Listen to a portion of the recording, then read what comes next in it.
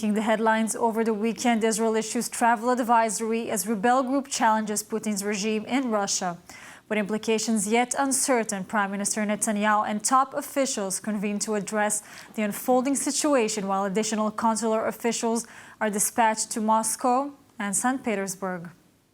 In a significant development, the Israeli Foreign Ministry issued a travel advisory against visiting Russia, as the mercenary group known as the Wagner Group rebels against Vladimir Putin's regime.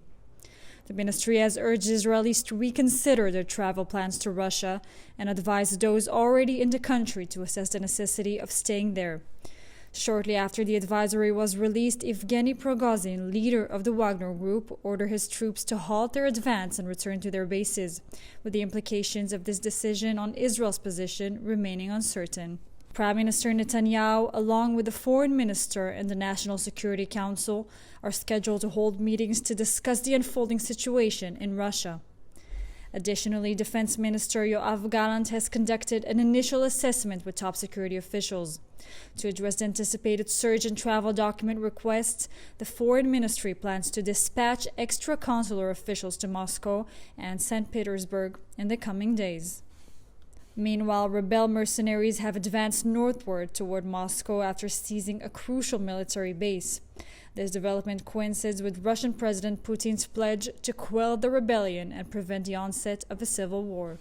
However, Evgeny Prig-ozhin announced that he had ordered his mercenaries to cease their march on Moscow and retreat to their field camp in Ukraine to prevent Russian bloodshed.